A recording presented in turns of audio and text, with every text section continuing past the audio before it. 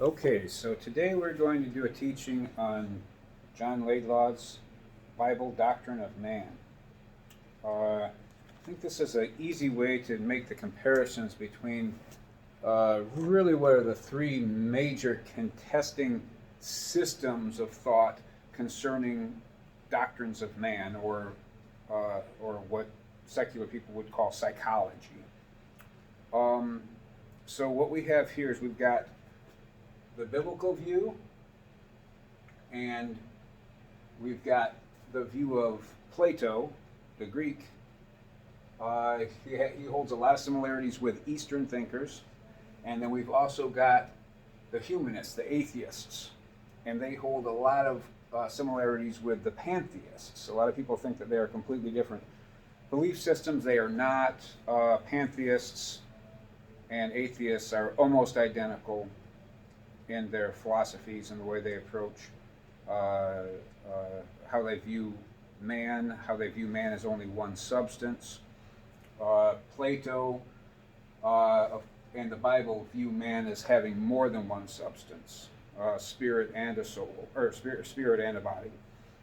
So we're going to start off just with the Bible view, and then we'll make comparisons, compare and contrast between the three different main viewpoints. The reason why I'm saying systematic, these are consistent systems based upon certain assumptions, certain axioms, and then the whole system works by logical, necessary implications off of those basic presuppositions. So there are a lot of people who have all kinds of different views. Most people don't have systematic views. Most people have hodgepodge views of throwing a bunch of different beliefs that are not consistent with each other into a bag, and at any given circumstance pull out whatever suits them. Usually it is not at all consistent. The only thing it's consistent with is their own delusions or their own selfish reasons for it. So anyway, so here's going to start off with the Bible view. Now there's mainly what I'm going to do is we're going to go down 8 different levels in the development of man. And then we're going to compare those 8 different levels with the other 2 views. And so, of course, the main biblical view has what they call the creator-creation distinction. Creator-creature distinction.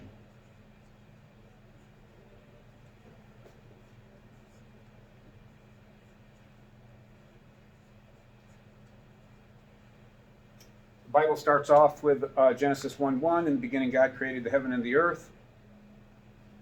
You can see right off from the very beginning that it's an assumption that God already existed, that God is distinct from his creation. God is not part of his creation. He is above and separate and distinct from. He is not a tree. He is not the earth. He is not the combination of all the molecules together. He is a distinct entity from his creation. His creatures are one thing, God is another. And as specifically applied to man, this is the very, very beginning of what's really important nowadays in issues of identity. This is the very first core issue of identity, is that God is God and I am not. So this is the first step. We're going to be talking a lot more about identity as we go through this. But the very first understanding of identity is that God is God, I am not. There is a clear boundary, and this boundary is jealously guarded by God. He does not want his creatures to cross that boundary. This distinction is also the basis for our individual selves. And we'll see that in other philosophies they have a collective view, but of course in the Bible we have an individual, distinct entities, that I am one person and God is another person. We are not the same.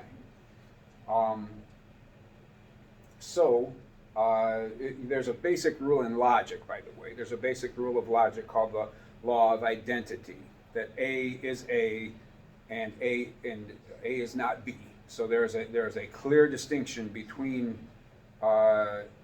you can't say, well, A,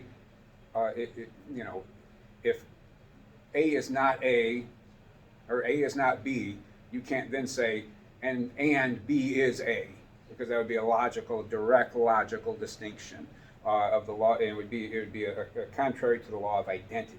And this idea of identity also goes in with our understanding of man's identity, which is a distinction. There's a distinction, and you can figure out what your identity is by drawing boundaries, by distinguishing yourself from what you are not. So that's an important thing. So what we'll go first of all here is we're going to compare this main view. Mainly I want to start off with comparing the biblical view to Plato. I think it's the most difficult to understand and the most easily confused. I think that there's a lot of Christians, there are a lot of pastors who don't have a clear distinction between Plato and the Bible. And this is very important because the Bible specifically addresses Neoplatonian philosophies, the Gnostics. And that's also very important because people think Gnostic, that translated, that means knowledge. And Gnosticism, I know, was a heresy, and therefore knowledge is not biblical. Knowledge is evil.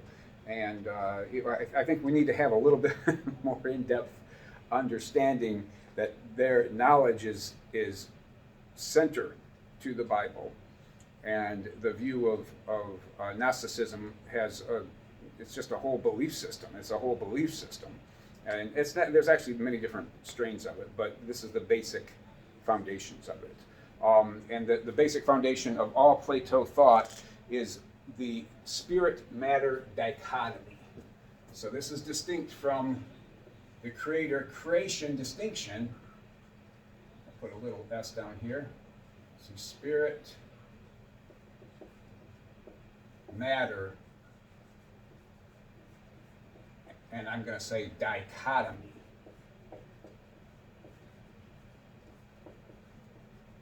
Plato views spirit and matter directly contrary to one another. They are in a war with one another. They are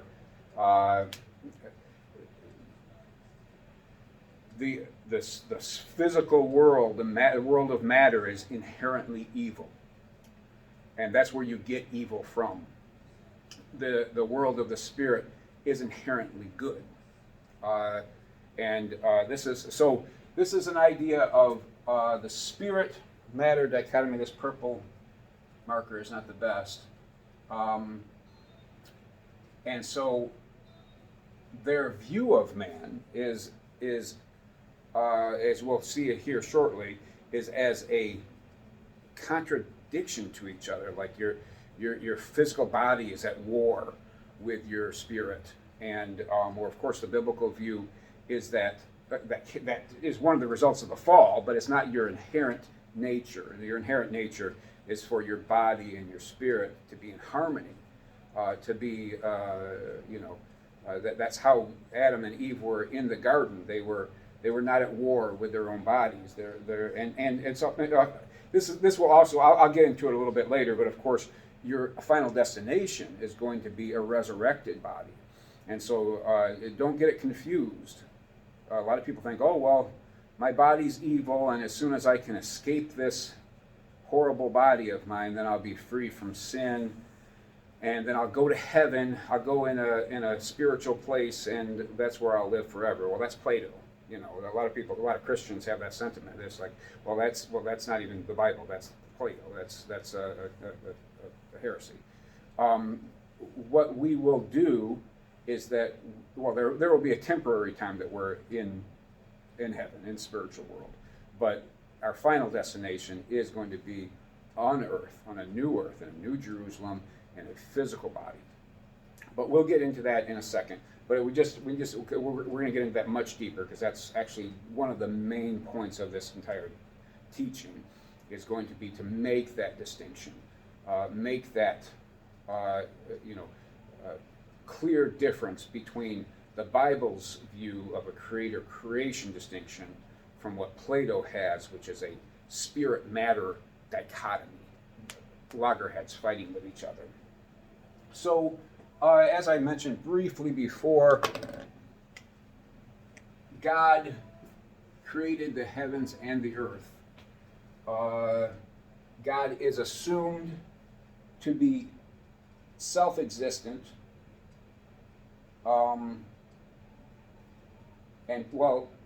self-existent and pre-existent. So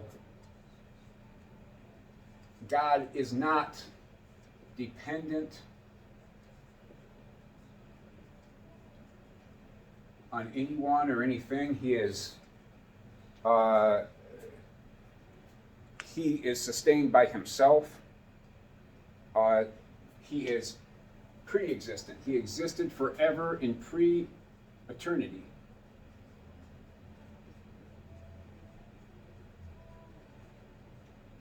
Now, in comparison, of course, we have man, the creatures, and they are dependent. If God, just like moonlight is dependent on the sun, if the sun stopped to shine, in 7 seconds there would be no moonlight. The moon produces not its own light. It's merely a reflection from the sun. Don't get into some kind of astronomy thing. I'm just using this as an example. The example is simply that there is nothing. It wouldn't take 7 seconds or 7 minutes for man to drop down to the ground. If God withdrew his life, we would immediately fall to the ground.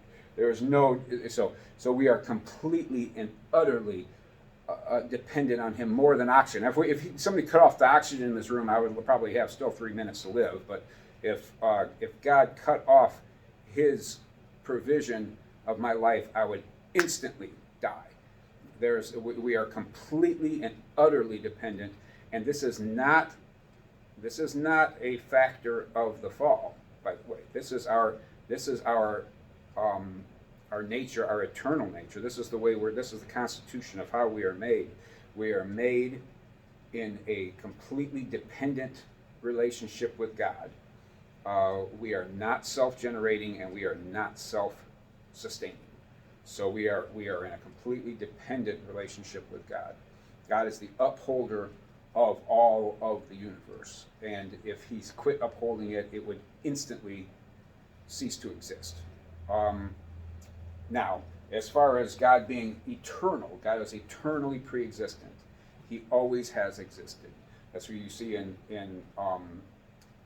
Genesis 1, that God said that he was, that it just assumes that God already existed. In the beginning, God, so in the beginning, wait a minute, in the beginning, God, how could, there wasn't a beginning yet, how could God, no, God was already there at the beginning of the universe. So God is eternally pre-existent. Now, as far as we are concerned, we are not pre-existent.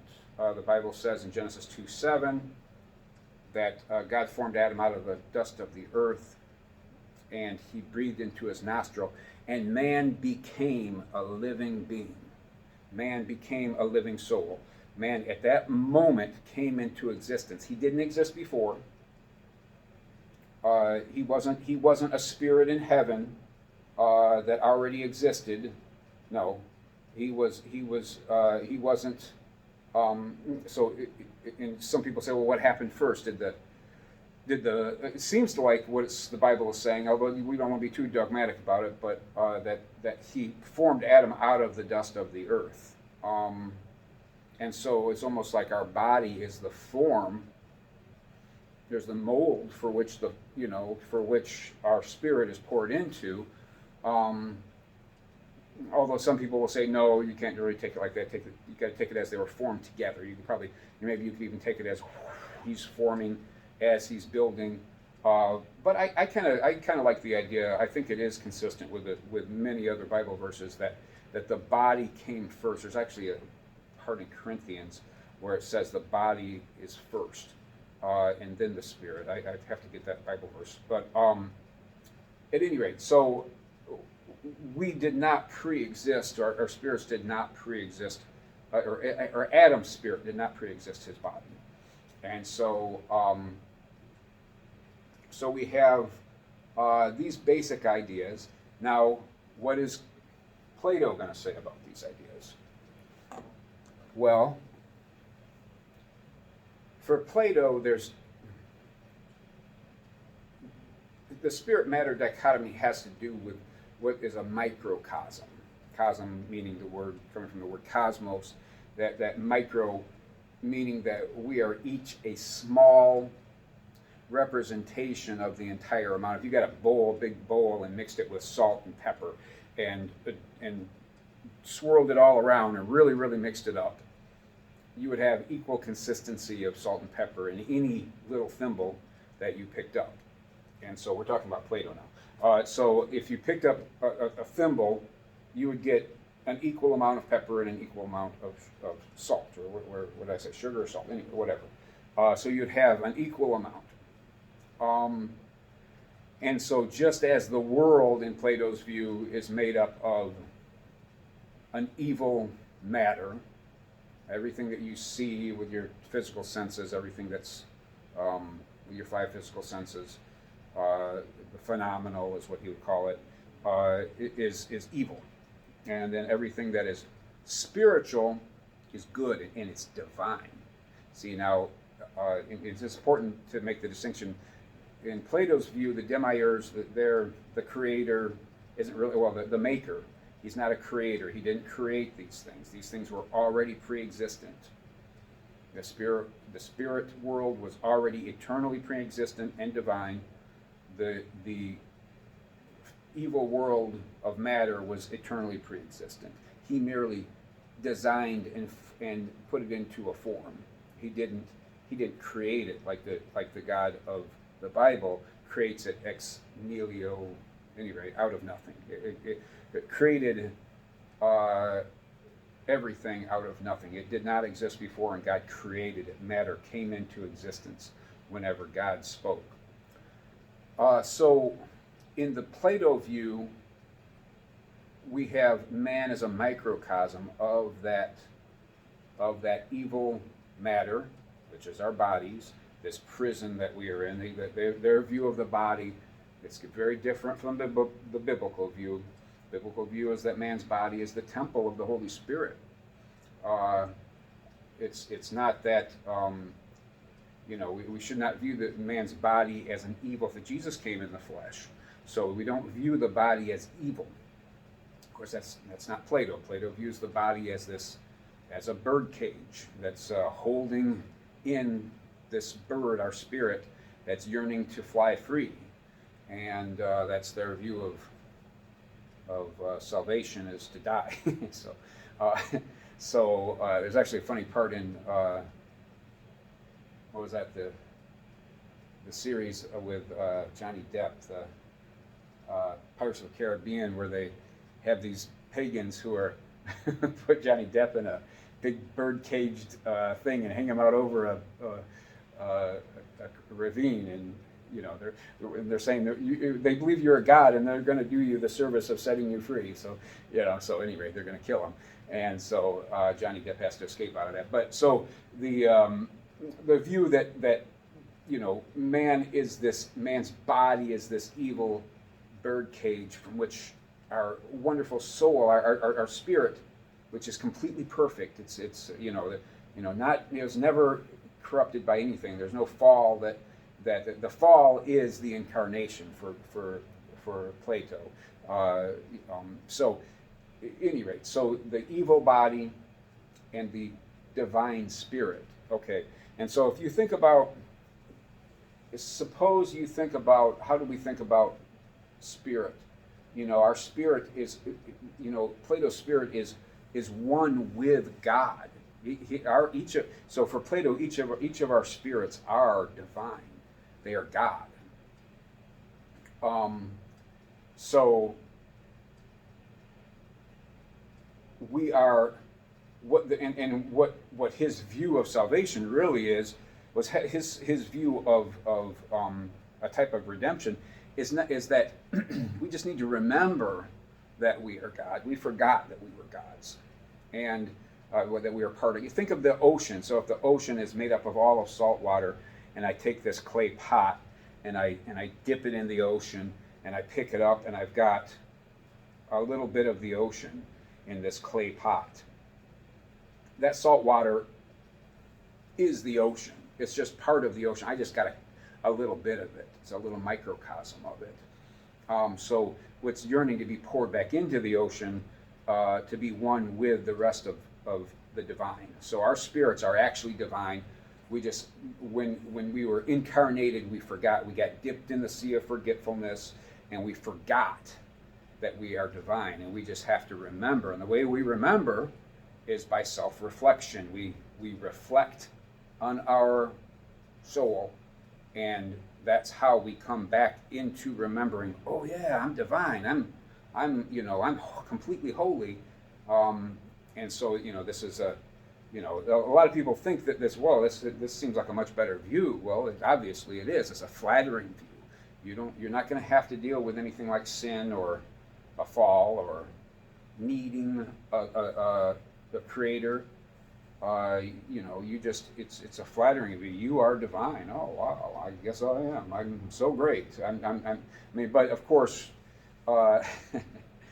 start living your life and you start struggling with sin and you start to come to the realization that no, I don't think I am divine. I don't think I am. I think I am a sinner, and I think I do need a savior. But of course, anybody who hasn't been brought to that place in their lives, either by the result of your sin, the result of my sin making my life so miserable that I need to get help, or just merely continuing on with being flattered and loving being flattered by this, which is a very flattering view of man. You are holy, but it's a very flattering view of man, but it's of your spirit, but it's actually a very degrading view of your body. Your body is completely evil. Your body is all evil that you have in you is coming from this filthy body of yours, And so you get these, a lot of the, let's say, middle, dark ages were infected, were infiltrated by Plato views, and had a very negative view of the body, not in any way viewing it as something that's even capable of having harmony with our spirits. So we've got the spirit-matter dichotomy. And so man is divine, so man is pre-existent. So man existed for eternity as a spirit, but you've just been temporarily caged.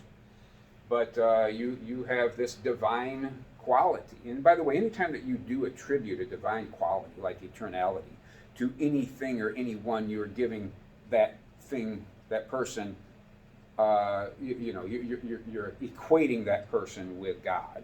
If you say that I am eternal, well then I was eternally pre-existent. You are giving me the attribute of a divine quality. And also man is man's spirit is self-existent. Well, I got these two mixed up. Okay, just a second. This one should be self-existent. This one should be pre-existent.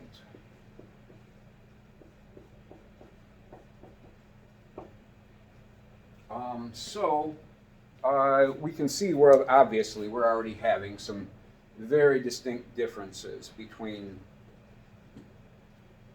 a creator-creation distinction. There's a divine God who is distinct from his creatures, whereas over here, no, your spirit is part of the divine.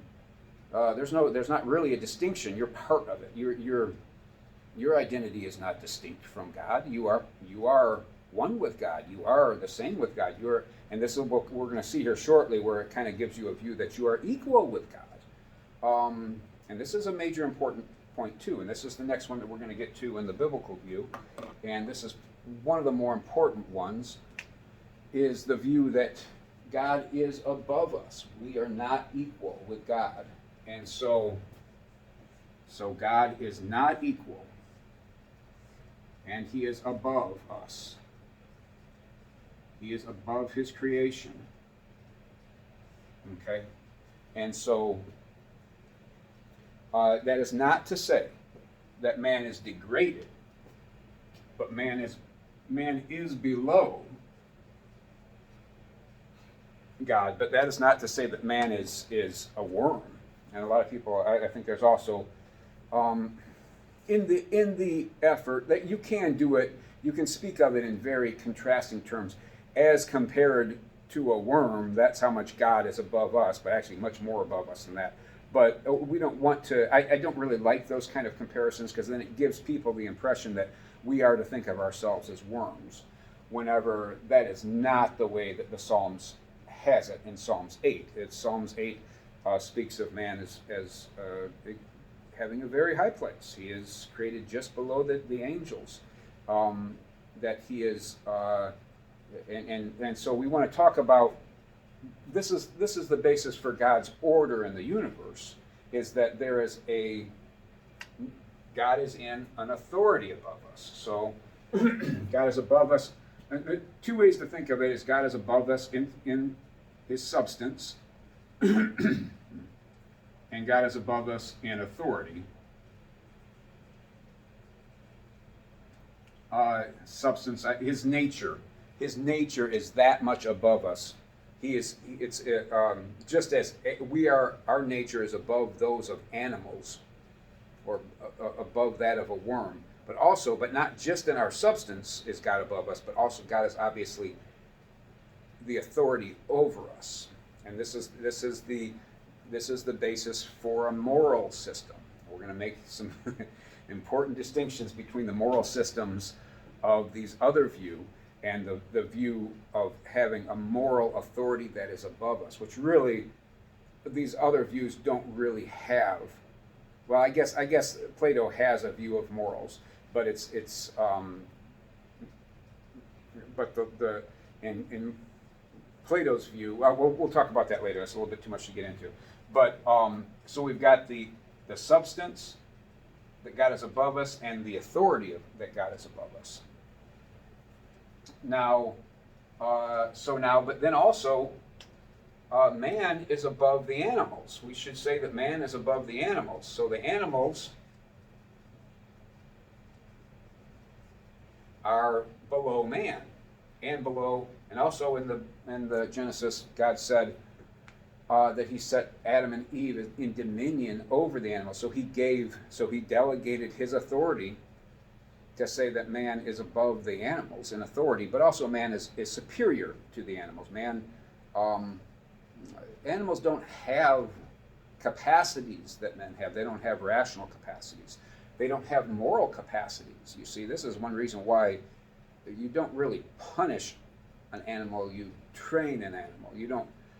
Whereas men are moral beings. You know, when a lion kills a gazelle, he didn't commit murder. He just did what lions do.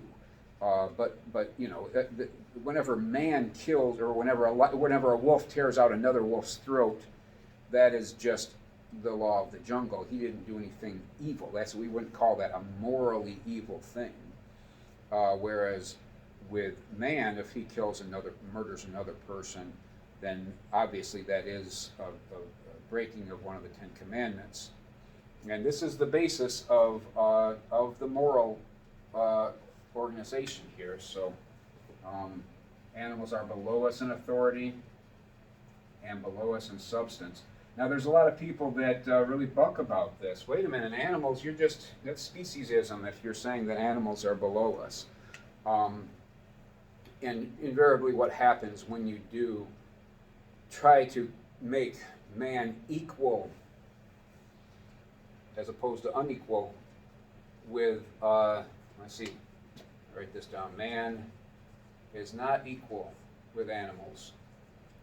What you really end up doing is degrading man. You don't lift up and exalt animals, you degrade man. Of course, there's obvious circumstances of man being degraded as animals.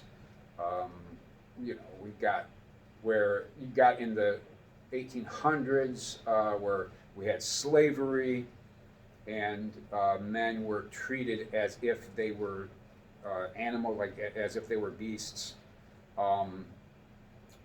We have the theory of evolutionism that equates man with animals. Like Playboy will treat women as bunnies because all they are is procreating animals. That's all they're bunnies. They're or big, whatever, a female dog.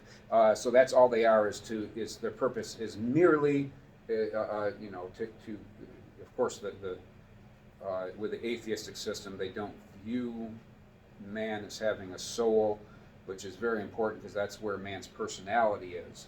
And so when you take that away, you really dehumanize somebody. When you say he doesn't have a soul, a rational soul, then you've really taken away the image of God in him, and then he's nothing but an animal. He's nothing but a physical organism, a physical biological organism.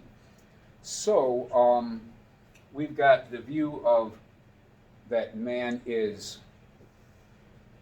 that God is above his creation, and that man is below God. Man is above other creatures, though. Man is above the animals. So we don't want to, that's the thing, we do not want to get into a view that man is a worm, man is a low life. No, man was created wonderfully and fearfully made, so man is the pinnacle of God's creation. So we don't want to get into a view that simply because God is above us, therefore we are dirt and filth. Now let's compare this over to a Plato view. Let's compare this to a Plato view that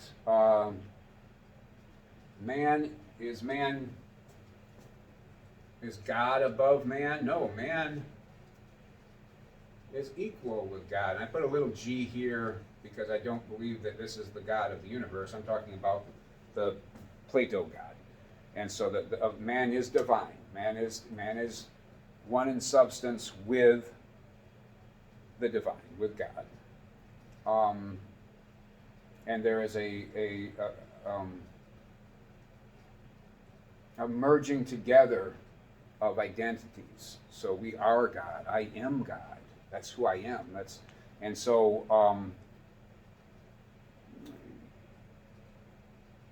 whenever this is what I was going to talk about concerning Plato and morals. There's a book called Euthyphro, and it's written by Plato. It's Socrates is speaking with young Euthyphro, who's going in to sue his father for, I think, mistreatment of his slaves. And basically Socrates kind of talks him out of it, basically. And I mean, but the idea of this of Euthyphro is what they call the Euthyphro dilemma. And the Euthyphro dilemma is something wrong because God said so, merely because God said so? Or did God or the gods, I don't think Plato was polytheistic, but I think Socrates, when he was arguing with Euthyphro would speak about the gods because Euthyphro did believe in.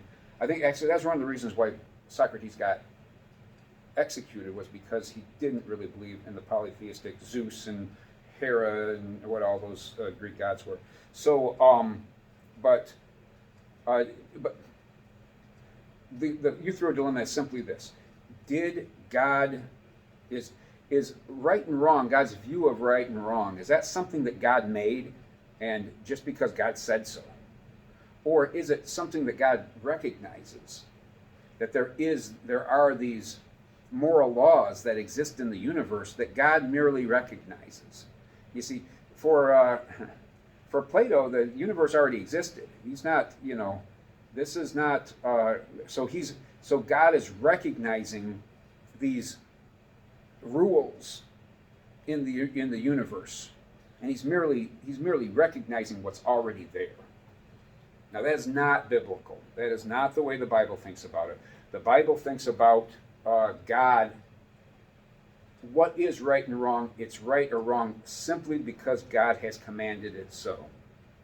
Now, a lot of people think, well, that's just completely arbitrary. That's just completely arbitrary. Why would you believe that kind of thing? That sounds like a that sounds like a dictator. It sounds like a dictator who just his whims. He just merely whimsically decides, I decide today that pudding is illegal and everybody who eats pudding will be executed. And Gordon Clark addresses that. Gordon Clark is a Presbyterian philosopher. I actually learned about John Laidlaw through reading Gordon Clark's book, Saving Faith, or Faith and Saving Faith. Gordon Clark says, is God arbitrary? And then Gordon Clark kind of pulls out the dictionary, and he says arbitrary has two meanings. Arbitrary can mean whimsical, capricious, and without purpose. But arbitrary can also mean simply subject to somebody's will. Is God arbitrary, capricious, has no purpose, has no plan? No. God has a plan for everything. He has a reason why he's doing it. He has an order for the universe that he created. So God isn't doing things in an arbitrary way, but certainly it is completely, and in the sense of it being arbitrary and subject to God's will. One of God's names in the Bible is a despot. He is sovereign. He is a sovereign God. Whatever he says is what the rule is. And so we need to, that's an important distinction. I'm not sure if a lot of people, that's a very difficult thing for people to accept and understand, is God's sovereignty. It's really one of the main things that people rebel against, is the idea of God being sovereign. But this is the important distinction, that God is sovereign. He's not without purpose, but every law that he makes he is completely sovereign. And, Gordon Clark also said, God could have made water boil, at 213 degrees Fahrenheit, but he didn't. He made it boil at 212. In the same way, God could have made any moral law that he did, but he didn't. He made the 10 Commandments, and we are obliged to obey them because we are his creatures, and that's why we are obliged to obey, because God is our creator. He is our maker. He is in all authority over us, and we are creatures. We are created beings, and we are subject to the creator of this universe and the laws that he created. And the laws that he commanded. And so this is distinct from a Plato view, which is that no, God is subject to the laws of morals. So and you can see with a lot of the Greek gods, they are, they get, throw fits and murder, and then they come down and commit adultery with humans and all kinds of crazy things. So, but now the important distinction though is that Euthyphro dilemma. How do you answer that question? Is right and wrong simply because the God said so, or do the gods say so because they recognize the right and wrong that's already in the universe? And obviously, whether people are struggling agreeing with the biblical view, this is the distinction between the biblical view and the Plato view. So we've got the Euthyphro dilemma. Man is equal. See, spirit is equal with God. So you know, God is subject to morals just like we are, so it's clearly a distinctive view from a biblical view. And so we have next, we're going to talk about, okay, so this is another important idea here is the idea of order, the way that God orders the universe. This has to do with moral laws, has to do with the way that God has ordered, and his plan for everything is ordered. And God gives orders or commands. That's another word for an order, is a command. And so then we've got number 5. We want to talk about that there is harmony in the garden. That when God first created Adam and Eve, there was harmony in the garden. There was harmony, first of all, between God and man. God and man were not at enmity with each other. And, of course, we also want to view man's body and spirit being in just... More than anything, I want to do it just to make it distinct from Plato here, that our body and our spirit are not in conflict with each other. And of course, you can already anticipate the Plato view, which is the view of the, the view of the caged bird, this poor little trapped bird. Here he is. With a big head. Okay.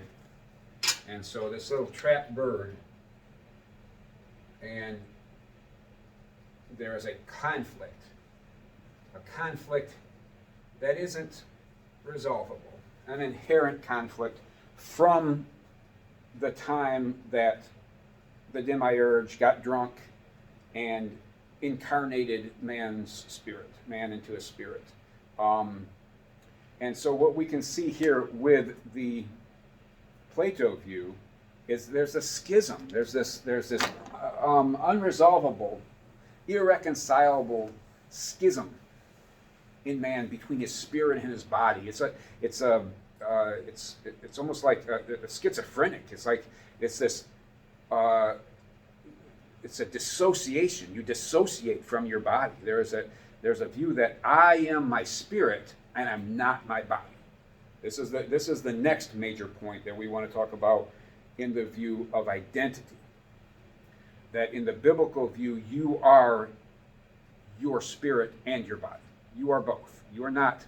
It's like, no, this isn't me. No, if someone comes up and punches you in the arm, they punched you. You are part. Your body is you. Your spirit is you. With Plato, I'm not. It's a dissociation. I'm not my body. I don't belong to that filthy thing. I am my spirit. And a lot of these, it can break itself down. The Gnosticism could usually break itself down into two very different ways. And one of them is this asceticism, at any rate, where they would just simply deny their body.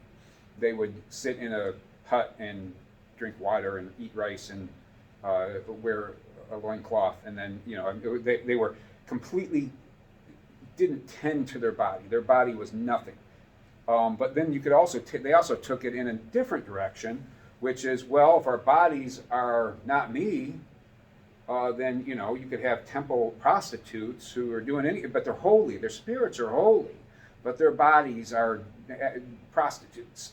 And so, of course, this is not a biblical view of that our bodies are to be the temples of the Holy Spirit.